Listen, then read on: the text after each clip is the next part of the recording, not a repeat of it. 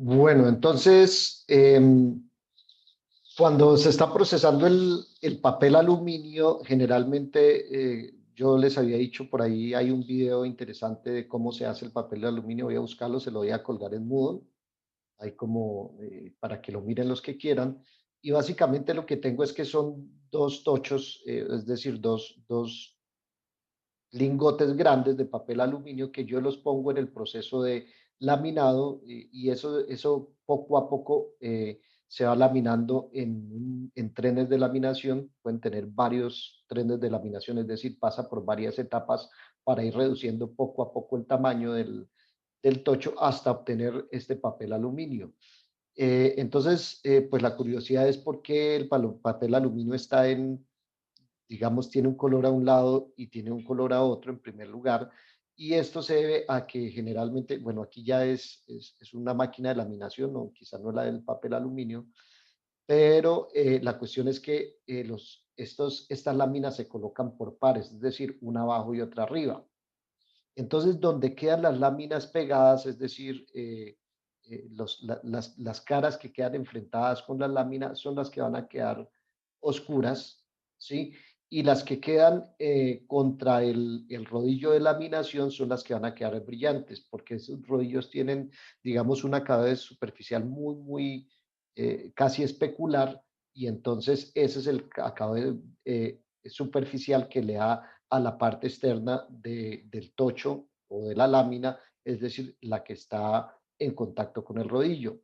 Pero la parte interna que tiene un contacto entre las dos láminas, pues allí no hay ese acabado superficial externo del rodillo, sino simplemente lo que va sucediendo en el aluminio, y por eso quedamos con esta parte opaca.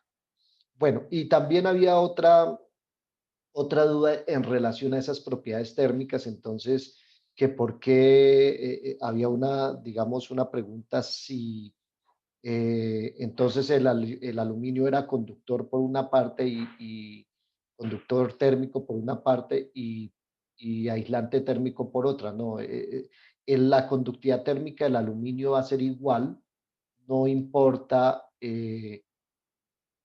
cuál sea su acabado superficial, cuando estoy hablando de conductividad térmica por conducción. Cuando yo tengo, digamos, una fuente de calor, entonces hay diferentes formas, eso lo van a ver ustedes en termodinámica, hay diferentes formas de conducir la corriente.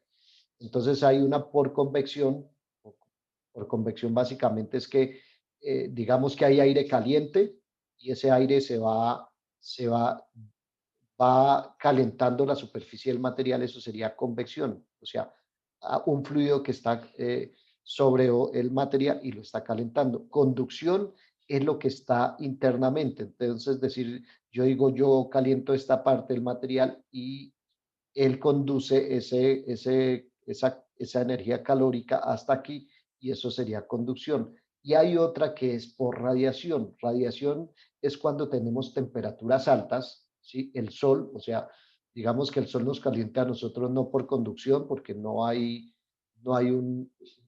un material que esté directamente, un material conductor, como, o sea, un metal que esté uniendo al Sol con la Tierra. No es por convección, porque no hay un fluido entre la Tierra y el Sol, no hay ningún fluido, sino es por radiación. Es decir, la radiación es un fenómeno que ocurre a altas temperaturas, y ya pues es como transporte de, pues de cuantos de energía, ¿listo?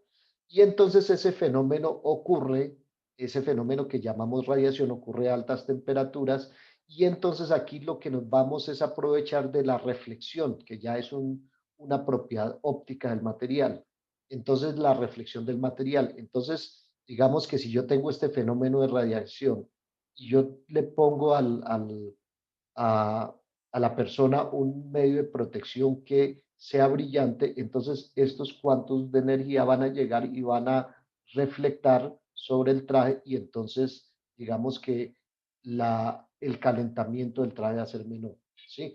Claro que aquí hay un fenómeno de radiación, también hay un fenómeno de convección, etcétera, y obviamente pues no es que reflecte el 100%, pero sí ayuda bastante en la reflexión y entonces digamos que tengo este traje eh, que me aísla de cierta forma.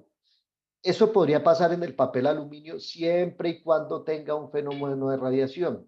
Lo que pasa es que, eh, bueno, yo podría ponerle a este señor ese traje de papel aluminio. Posiblemente yo no creería que es aluminio lo que está poniéndose aquí, porque recuerden que el aluminio tiene una temperatura de servicio muy baja, 300 grados centígrados, y no sé cómo sería, ¿sí? Entonces, básicamente eso es lo que existe. Claro, ustedes dirán, bueno, pero a baja temperatura no existe ese fenómeno de radiación, entonces, ¿para qué utilizo el color brillante para, digamos, para guardar energía, por ejemplo, en el caso de una manta térmica? Pues realmente no es que no exista, pues existe algo, porque pues obviamente lo que le digo, el fenómeno de radiación está desde el sol, pero la propiedad que a nosotros nos interesa del diseño, que es la conductividad térmica, es una propiedad que se valora únicamente para conductividad, para el fenómeno de conducción, ni de convección ni de radiación.